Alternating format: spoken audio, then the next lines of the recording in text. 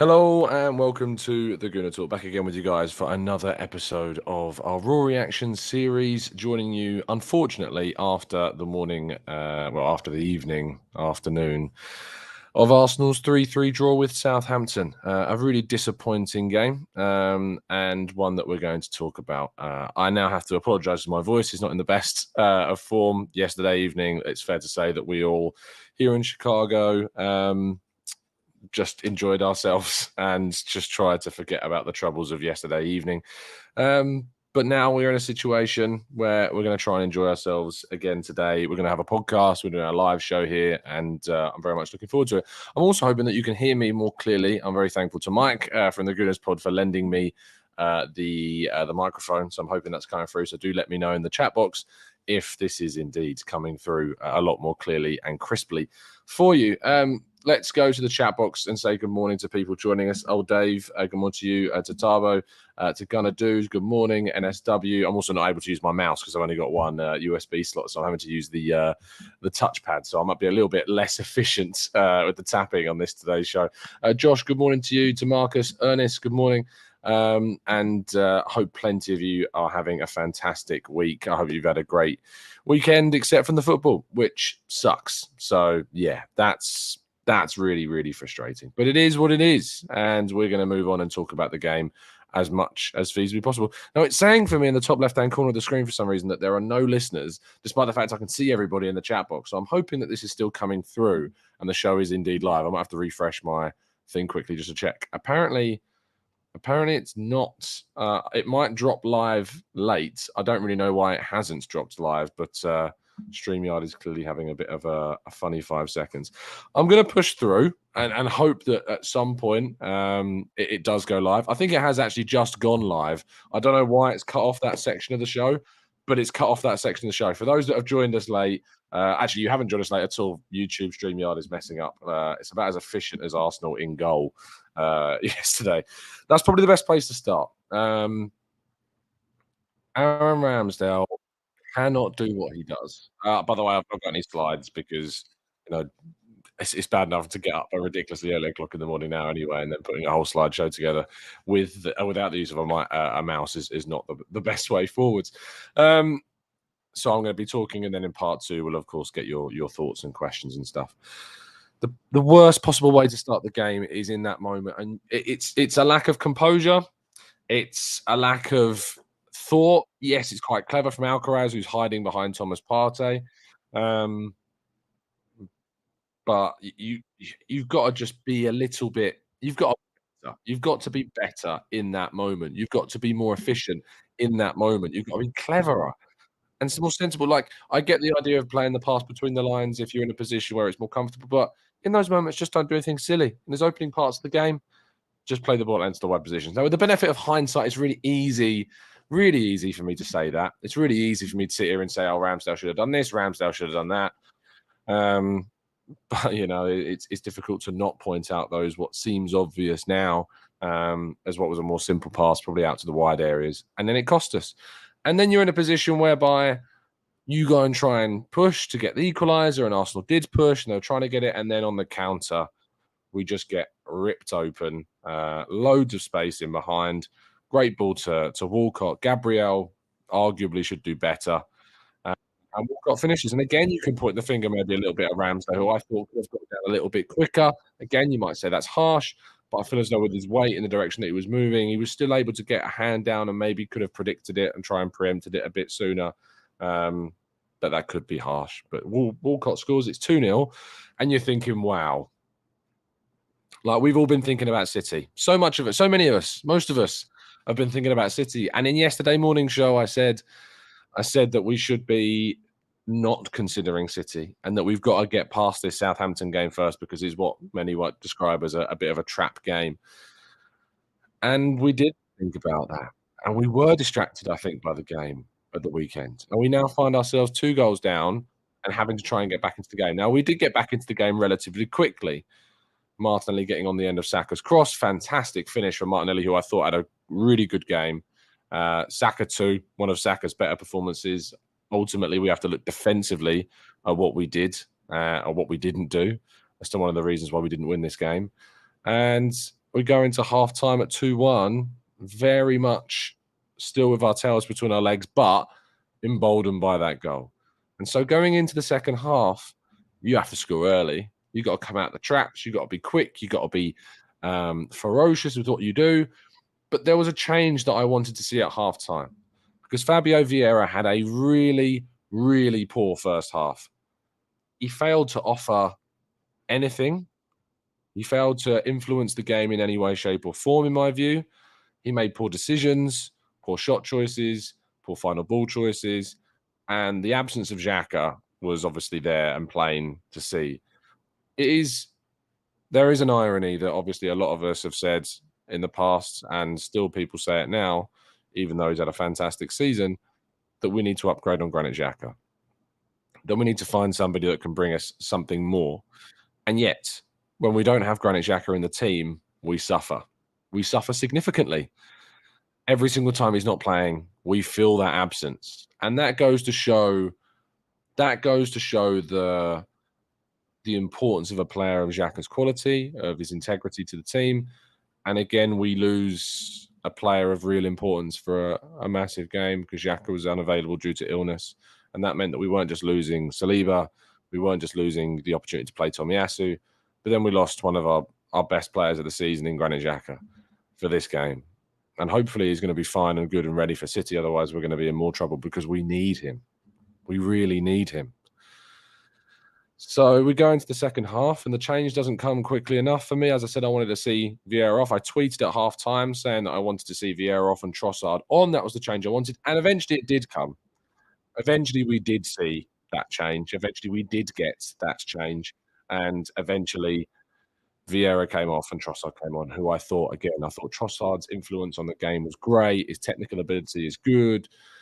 But then we give away a corner really silly, in a really silly, silly way, a needless way. It reminded me of do you remember when we were knocked out of the Europa League by Olympiacos and Leno just kind of panicked and passed the ball out of play? Thomas Partey could just kick the ball out of play for a throw in, could play a more simple ball to just be booted upfield. But we don't, we panic and we find ourselves somehow giving away a corner of which then the defending for is just laughable. I mean, last season we really did big up um, what's the guy's name? Jonas. You know what I'm talking about, our set piece expert. And you're going to remind me who he is in the chat box. And we bigged up all of the set pieces and the coaching. What we did, it's not Jonas. Is it Jonas? No, that's the women's coach. I think that's going to bother me so much until someone reminds me who it is. But we bigged up the set piece defending last season. We only conceded, I think, one set piece in the Leeds game, and before that, I don't think we conceded from a set piece all season. And because of that, you go into a new season thinking things are going to be improved. You know, things are going to be better, but they've got worse defensively from set pieces. We have somehow managed to concede so many from these set pieces. Nicholas Jova, thank you, Arasilki. That's the guy I'm talking about. And the defending from Holding, who loses his man initially, and then for no one to pick up Dujak at the back post is just criminal. You can't leave that much space there. If you're gonna defend in a zonal marking way, which is seemingly what we still do, you can't leave that space absent at the back. You cannot leave it at the back with no one there. And it felt very much like the Bournemouth goal in the second half with Senesi, I think it was, scoring the header. And I just remember just sitting there. I was sitting at the bar. Obviously, an amazing atmosphere in the Globe yesterday, and an experience I'll never forget. It was brilliant.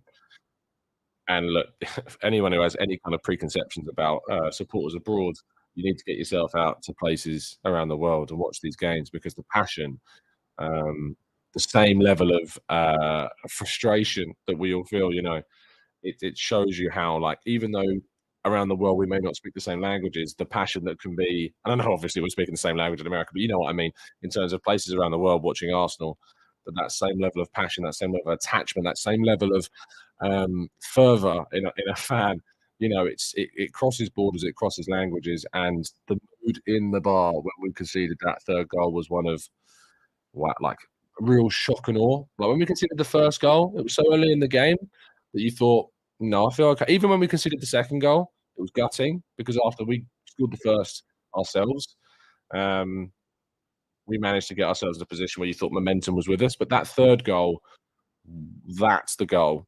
That's the killer of this game, is that third goal. The poor defending, the poor decision making, which led to the corner, and then you're ticking through the minutes like, "We've got to score before 70. We've got to score before 80. We've got to score before 85." And when it gets to 85, you're like, well, you're trying to think of games where teams have come back. I'm thinking back to Spurs last season against Leicester. I'm thinking of a Charlton game where they were, I think, 4-2 down in the 90th minute and somehow got it back to 4-4. And I'm thinking, how often does this happen? How often do two goals get scored in such a quick space of time in these moments against teams that are sitting back and defending like Southampton were? And the answer is not many. You think about Leicester last season against Spurs, they conceded because of a mistake from Sent. Tielemans, they're not battering down the doors in that way. And when we scored the second goal, of which came from Martin Odegaard in a performance that I truly thought was a captain's display. I'll talk about a player just saying "F this" and grabbing the game by the scruff of the neck and thinking, "I'm gonna drag this team over the line in some way, shape, or form. We may not win, we may not even draw, but I'm gonna do everything I can to grab this game and just take it into my own hands and do what I need to do." And Odegaard did that and really showed what I thought was a captain's display. And then we scored the third, which to me was a complete blur. I barely remember it, to be honest, and I've not yet managed to watch even the highlights back because I've just wanted to forget about things, to be fair. But Saka somehow gets, on the end of what again was so many pinball actions in the box, but he gets on the end of it, scores, and suddenly you're at 3-3. The Globe pub was in an atmosphere like I've never experienced that in a bar other than during the World Cup when Kieran Trippier scored that free kick against Croatia in the World Cup semi-final, and I was in a local pub near where I live, and the atmosphere in that pub there when Trippier scored that free kick. That's the only similar thing I can think of from because I'm not usually watching games in bars. I'm usually in the stadium. Of course, in the stadium for the Nelson goal, it's different. It's in a stadium, it's different. But in a casual atmosphere in like an establishment, it was amazing. I can't explain. It's a be there moment, and those that have been in pubs where will know when goals go in.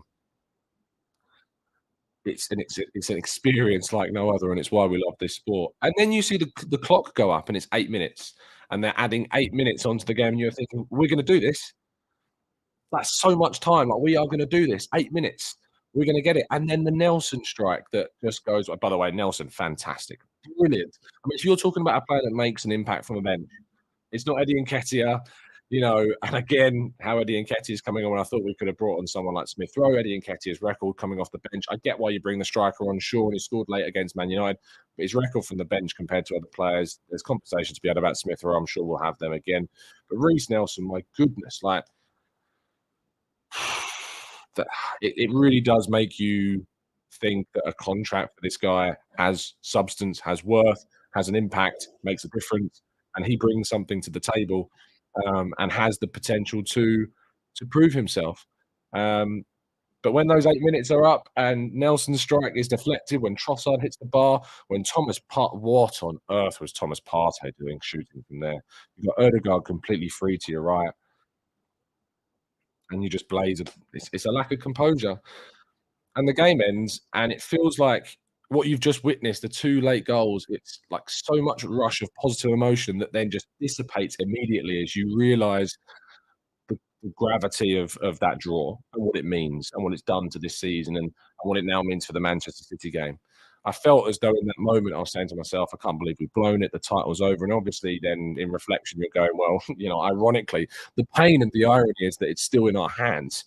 Is that if we win against City, it's still in our hands. And that's the crazy thing about this whole situation, even though we've managed to effectively, and we talked about the idea of bottling it and what bottling the league is.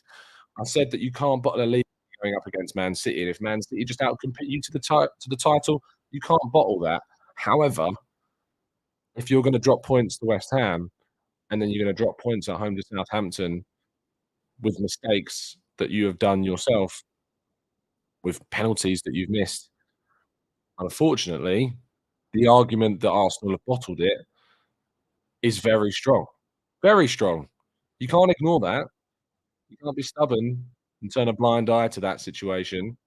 If Arsenal don't win the league this season, we will look back on the moments like the Southampton game, like the West Ham game, like the way we started the Liverpool game.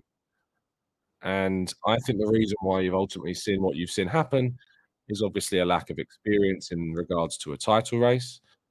And when the two players that you've brought in have the experience of winning the Premier League title, in Zinchenko and Jesus, have the performances that they have, it's very difficult to see yourselves winning because the two players that are supposed to carry you through in these really difficult times didn't turn up yesterday. I thought it was one of Zinchenko's worst performances. I don't know if he's fully fit, and if he's not, playing him may have been an error. Again, with the benefit of hindsight, it's really easy to say. And Gabriel Jesus has to score. If you have a number and you're in a title race and you have opportunities like Gabriel Jesus had, whether it was the one in the box, whether it was the volley, and there was one other chance as well, actually. You have to score at least one of them because you know if Erling Haaland's in those situations, Erling Haaland is scoring. Erling Haaland scores those opportunities. Um, Look, we've done very well with our recruitment. We've done very well what we've done in both transfer windows. And by the way, don't listen to the ludicrousy of the criticism of a transfer window when everything that Arsenal have done in both of the last two transfer windows have led them to a title challenge that no one thought that we were going to be in. Some of the opinions yesterday were laughable at the extreme and only designed to create frustration amongst fans and to draw attention. So, we can talk about that, and if anyone wants to question me on that, I'll do that in part two. That's fine, but don't get drawn into it because it's really, really silly. Um, and so it leaves us in a position where we're now looking at the City game no longer as a must not lose, but we're now looking at that City game as must win, and we must win that game. We absolutely need to make sure that we get 3 points. Otherwise, it's all over. And that's why I'm still not sitting here and saying that. I'm still not sitting here and saying that it's over now because if that City game experiences a miracle, then it's not. It's not because they've done something absolutely ridiculous and have thrown themselves into a situation whereby they have a chance still. I really am so surprised that this has happened. I'm shocked. I'm really in a situation of self-reflection of just kind of wondering how we've done this to ourselves. How you can go on a 7-game winning streak and then put in a performance like you did at Anfield and do what you did in those first 20 minutes and then drop points against West Ham and then do what we did today. And it's so gutting. But it's to be honest, it's not entirely surprising. And I think maybe that's made me comprehend it much more is that I think there are a lot of reasons as to why what we've seen happen over the last 3 games has happened.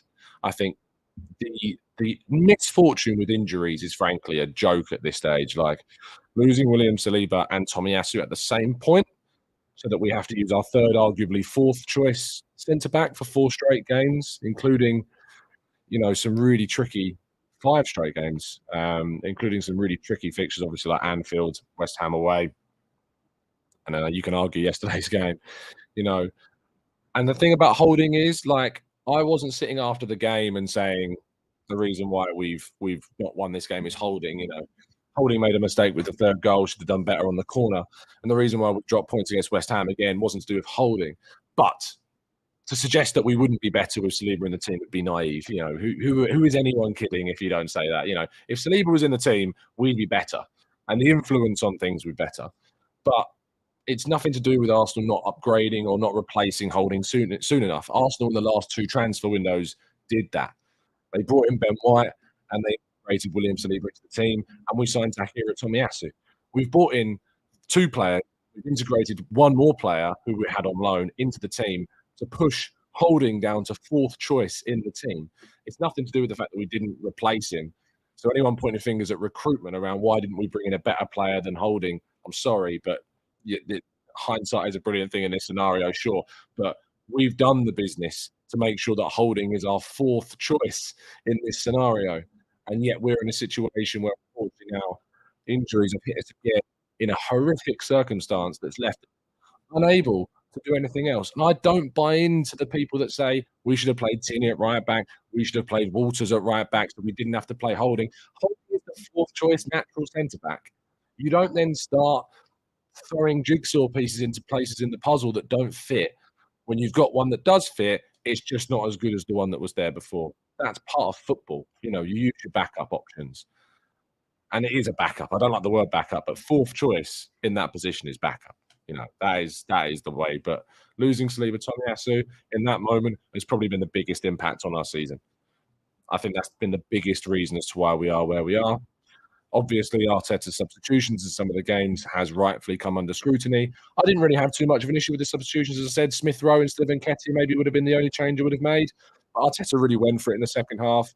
Took off Fabio. Could have taken him off at half time, I felt as well, if he to be hypercritical there. But the substitutions were what we wanted. I didn't think he would make that change. I didn't think Trossard would come on for Vieira. I thought it would be someone else. I thought it would be someone. I thought it could have been Smith Rowe. Coming off of Vieira, more like for like change. That's the big thing. I've been critical of Arteta is the fact that he makes too many like for like changes. I didn't think he was going to do the Trossard for Vieira change, and when he did, I was very pleased about that.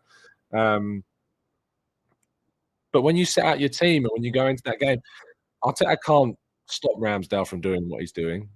Ramsdale needs to be cleverer. Ramsdale needs to be more, grounded and objective in his decision making. And when we've played some of the football that we've played this season, it is down to the coaching, it's down to the improvement, the development of the players, that all stems from what Arteta has done. And so Arteta can't kick the ball himself, and you have to put the blame onto the players in situations like yesterday. For me, the blame does fall on the players. At Anfield, it fell to me on Arteta for the substitution in the second half. Again, it fell somewhat towards Arteta for his changes against West Ham. But for me, I'm not looking at Arteta for yesterday. Yesterday is the players. It's a lack of experience. It's a lack of maturity. It's a lack of composure. It's a lack of, all of these things is why what happened yesterday happened. Anyway, I'm going to go to part two and your questions as well. I've actually offered Johnny if he wants to come on the show. And you can indeed do it on your phone, Johnny. Send me a DM on Twitter, mate, at the Gooner Talk TV. Come on, fella. Let's go to part two. Of course, I do need to tell you about the football prize that's still available. Ben White signed Arsenal home shirt. You can win. There are about, I think, 9 or so tickets left. Link in the description. You can also win a signed Arsenal third kit as well, and get yourself a fantastic prize that you will certainly not forget owning. Link, as I say, is down in the description. Okay, part two. And your questions right after this.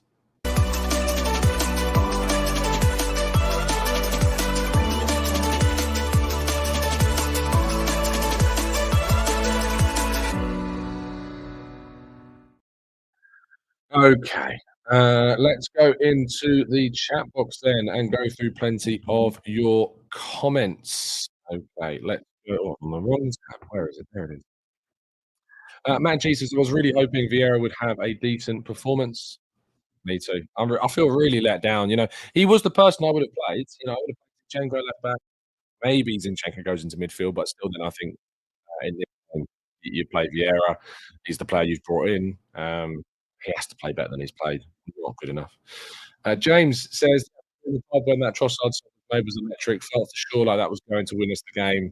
And, the atmosphere in the pub yesterday was brilliant. And there were moments throughout it, I think everyone was like, yes, Vieira coming off was like a moment of relief. It was a moment of relief. Instagram, Johnny, is another way you can get me at the Gooner Talk. You can find me there. You can get access through there. Although, yes, I do have my phone on me. I want to make sure that I do to make sure that I can respond to people. Yeah, Instagram as well, Johnny. Kay Lopez says, can't blame the players, Tom. It's the coach job to prepare them. I mean, this is so silly.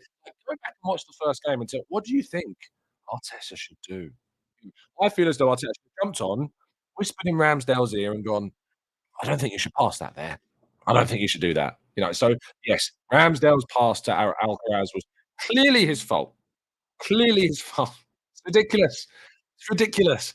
Honestly, the mental gymnastics to find a way to try and go and blame Arteta is so funny. Dan, thoughts on Martinelli? Personally, I think he is frustrating to watch. There's so much to Dan, like, look, in terms of improvements in Martinelli's game, absolutely, sure thing. Like, we can point our fingers at the fact he needs to get his head up, sure, but he was great yesterday.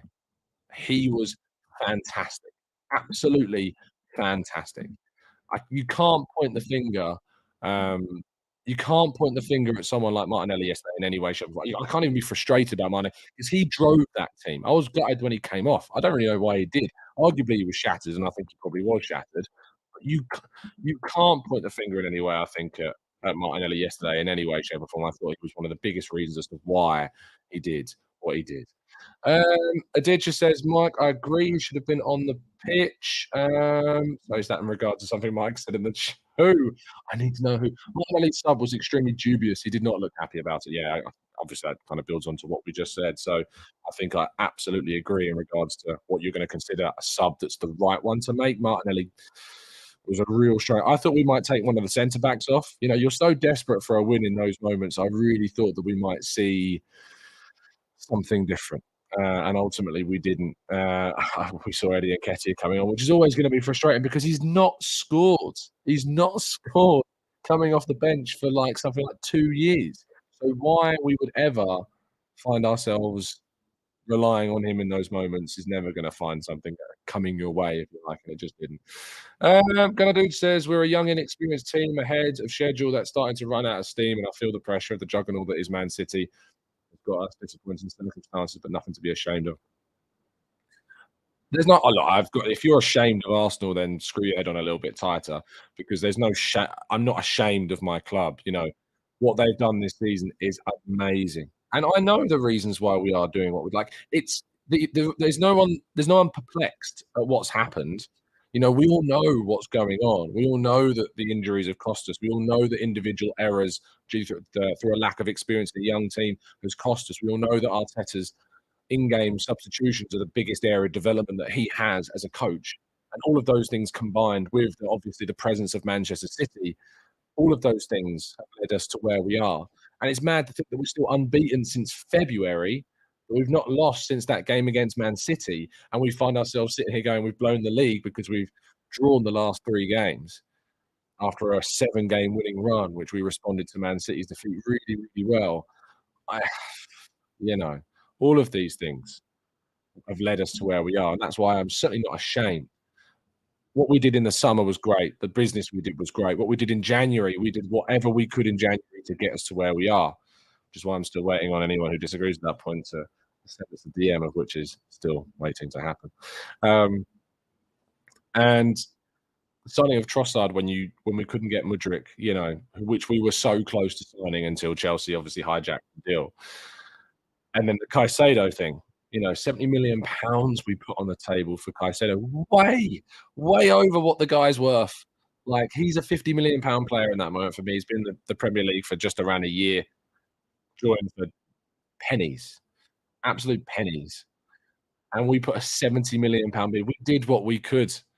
And then we go out and sign Jorginho on a 10 million pound deal with an 18-month contract, which is a really good piece of reflection, who's then come in and had some really good performances and a moment that obviously kept us in the hunt to be potential title challengers against Aston Villa. Yeah, you can't point your fingers at January now. And for those that are, honestly, I think it's mind-boggling. It's mind-boggling. Nicholas says we dig deep. The fight back that we showed against Southampton after shooting ourselves in both feet can be carried forward against City. If this team has done one thing, it's shown that it can respond in bad moments. The unfortunate thing is that last season we used to go on these runs of 2 or 3 games where we couldn't pick up a win, and that kind of has come back to haunt us. But again, the reason for me why what's happened has happened is ultimately on a double injury to Tomiyasu and Saliba that has obliterated our right-hand side, and the level of player that has come in to replace Saliba in Holding is just significantly different. And that's not Holding's fault. And that's not the club's fault. And that's why I'm not going holding this, holding that. Like some fans are embarrassing themselves, the abuse that they're doing to their own players online. You know, I'm not doing that. I accept holding for what he is, which is a decent defender that is of Premier League level, but not Premier League level that is competing for a title. You know, Holding doesn't start for a Premier League title challenger. He starts for an okay level Premier League team, and I'm sure that there'll be Premier League teams that are looking to try and buy him when he's available. But for a team that are going for a title, you need a Ben White in that role. And when we lost Tomiyasu, we lost our ability to play not only our second choice, but our third choice as well in Tomiyasu when Saliba was out. And so we had to go with our fourth choice player in that position. To the point where we had people suggesting that Raw Waters should play right back, you know, throwing in a youth player into a title race. The suggestions have been crazy. But it sucks because we all know that ultimately, if you look at the Liverpool game, if you look at the West Ham game, and if you look at yesterday's game, we know that the reasons why we didn't win those, you're not putting Holding at the top of the list. But if Saliba is there, I know that we've got a much, much better chance of winning those games, and that's just fact. That's just a fact. Matt G says, I disagree about January, Tom. Arteta should have predicted both Saliba and Tomiyasu getting injured exactly the same time and having to play Holding. At least that's what Twitter tells me, says that. Brilliant. Marcus says, make us smile. Who was there last night in the pub? The Queen of Arsenal confessed she did not wear her lucky hat. No, she was wearing her sunglasses, though. She did arrive slightly late. She managed to get into from California. She missed the first two goals, at least the first goal, maybe the second goal as well. And Sophie did make it, and I'm looking forward to seeing her again today. Always great. The gala last night was fantastic. So yeah, Elliot can sing. That's all I'll say. Elliot can sing. The man can sing. Yeah, I'm sure you'll see videos come out on social media in the next few coming days or so. But the man has got a set of pipes on him. Absolutely brilliant. It was a great evening. It was a great, it was a great day. I know it's horrible that we didn't pick up the points, but I enjoyed myself. I don't regret, coming the travel out here. Obviously, to not see Arsenal win in this situation is gutting, sure, but I accept it for what it is. Football is what it is, and that was what I was saying. Even though I was absolutely gutted and so hurt, you have to accept sport for what it is, and you're going to go through these periods of elation, and that's going to be married with periods of absolute distress. Because that's the sport that we have brought ourselves in. If you can't handle that, don't, it's not for you. This is not the sport for you. If you can't handle things like yesterday, unfortunately, you're going to have to try and learn to, because it's part of football. It's part of what it is. Even Manchester City fans who have experienced amazing wealth of Premier League victories are desperate for that Champions League win. They get to the final when they play a Chelsea team who are overwhelmingly like the underdogs and still lose, So unfortunately, that's the situation. Johnny, if you're in the chat box, I'm still awaiting any kind of message. You said that you would come on and talk, but I've not seen anything, and I'd hate for you to join stereotypes of people that disagree, get offered the chance to come on and then bottle it. It's ironic, isn't it? We have people calling Arsenal bottlers, but I'm still waiting for those bottlers to come on and have a chat. I'm still waiting for it. Paul says, Tom, we created more than enough chances to win that game last night, but we look like we've lost focus. I think Man City's clash has been causing us to forget. I agree, Paul. I think that game has really distracted us, unfortunately. And I think we've overthought the games that we've had, and we've not been able to look at ourselves, and we've not been able to focus on what the next game is. And instead, we've got this City mess in our minds, and we've got ourselves into these trap games, which is just gutting. Really, really gutting. Matthew says, you always see musical instruments behind Elliot on the podcast. So a singer and a musician. Yeah, he's a man of many, many talents. Honestly, I've met Elliot a few times, and he's just one of the most genuine, down-to-earth guys. And there's an absolute reason why he has spearheaded a fundraiser, which is now going upwards of £360,000, and we've not even donated yet. We'll be donating before the end of the month, and it's going to push it up even higher. I think there's more donations to come as well. It's amazing. And, it couldn't be spearheaded by a better bloke. It really couldn't. Don't worry about it. It says, would you tweak the system or change the formation against City? No, We need to win that game. And, we went to Anfield and went 2 goals up with the team that played yesterday, I think, other than Xhaka and Vieira. Xhaka and for Vieira, that team that played, against went to Anfield, went 2 goals up. We managed to get that lead with that team. And that's the team that I hope that is gonna be available for City, and obviously, we pray that somehow Saliba would be fit. I'm gonna be very surprised if that's gonna be the case. Um, I think that when we're in a situation with where we're at as a club, you can't ignore what we've done and then go, "Let's go to a 3 at the back and just try and hold it out," because we have to win. We have to win that game. We have to beat City. If we don't beat City, I don't see how we can win it. I know that I think City will drop points, but the problem is I don't see us going perfect. And because I don't see us going perfect, I just can't see a world in which it leads to us winning the title. Winning against City would be like the confidence boost, the psychological um, invigoration that you would get from that would be amazing. And we're obviously on this horrible, horrible run of fixtures and 3 draws. And yeah, it sucks. It sucks so much. I didn't think I was going to be able to do even 30 plus minutes of this, to be honest. And my voice is holding out, which bodes well for the podcast later because I woke up this morning and my voice, for those that have ever wondered what I'm like when I'm not sitting in the press box, having to sit on my hands and hold my tongue. Yesterday, I really did go for it. Really, really went for it. I felt sorry for Jared next to me, who was having to deal with was having to deal with the shouting in his ear, and John on the other side of me as well. But yeah, I'm looking forward to later, and I'm looking forward to the podcast. It's going to be great. FTL Gooner Craig, who it was an absolute joy to meet. TC, hell of a time last night, my friend. Looking forward to doing some more shots of Malore today.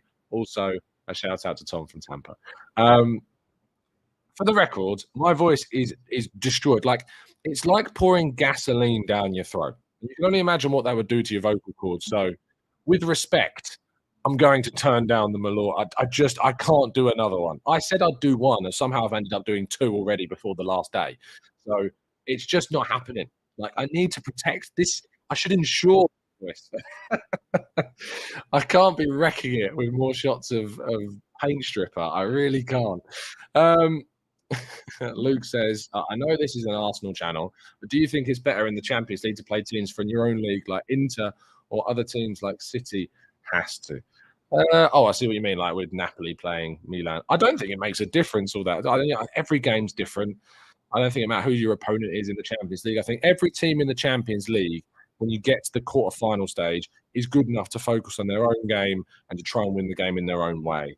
So I don't think there's too much, Luke, on that. And what we did say, what we did, and what we didn't talk about, and what we didn't discuss is that yesterday not only was St Totteringham's Day, which to be honest, I'll be very, very clear on, I don't really care about this season. I don't really care about it. Spurs are trash, and they always will be. And the fact that in 6 years of laughing at Arsenal for finishing below them, they've done nothing.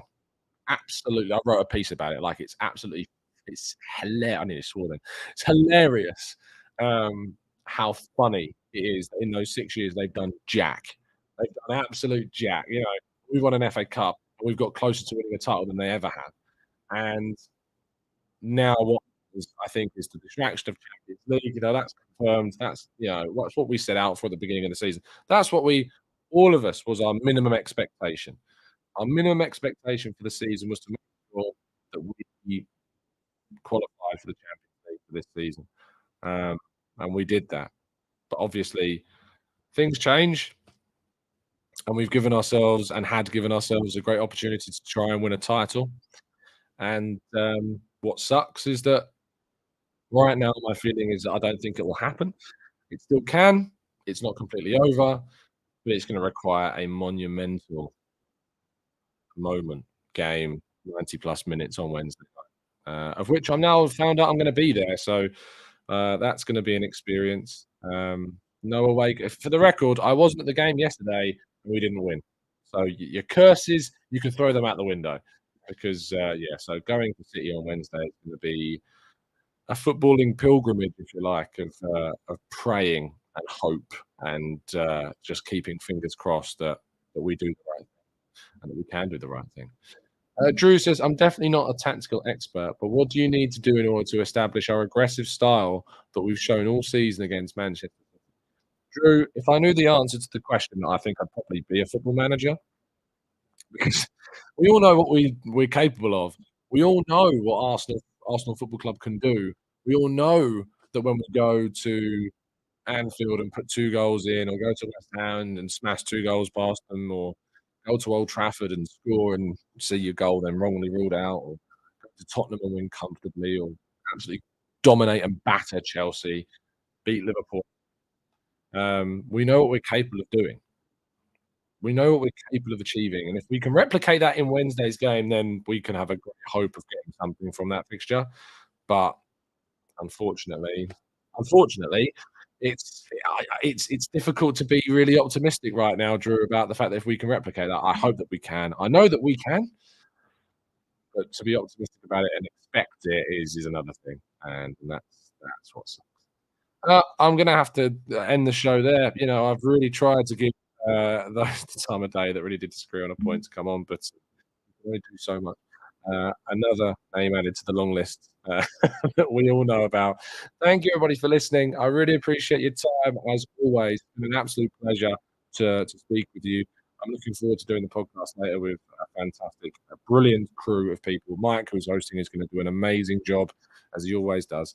And I'm very much looking forward to that and having some group therapy with 200 odd people watching. It's going to be amazing. I'm looking forward to seeing many more people again. It's been an absolute joy to meet so many people that watch the channel. Had some great laughs.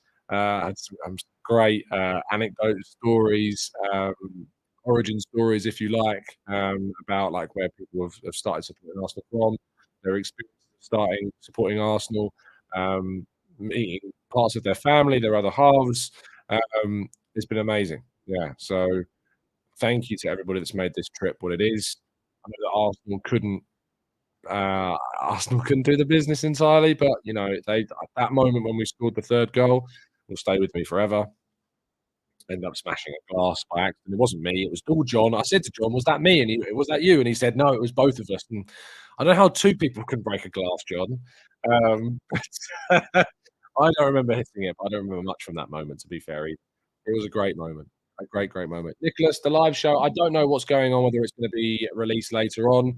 You have to consider the fact, obviously, people have paid money to come and watch this show, so to show it live would be a little bit disingenuous and I think unfair to those that have paid to come along and watch it. I'm hoping that we can release it at a later date, maybe in a few days' time, but I can't say if that is gonna be the case. And you know, as soon as I have any information, but it may or may not be made available. I don't know, but yeah, we'll see. Tom, I will certainly pass on that kind donation to somebody else. But and to be fair, as long as it's not a shot of Malort, I'm happy. To be honest, I think my drinking is done for the end. I'm afraid I am so damaged by what's happened this weekend.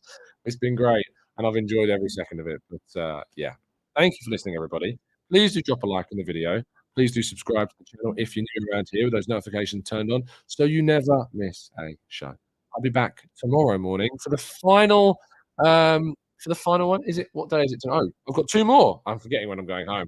Sunday, Monday, and then Tuesday. Of course, I'll be travelling home.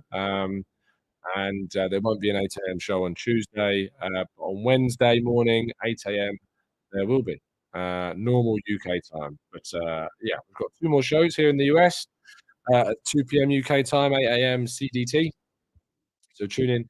Thanks for listening. See you again soon. Have a great day. Take your mind off football if you can. And as always, up the Arsenal.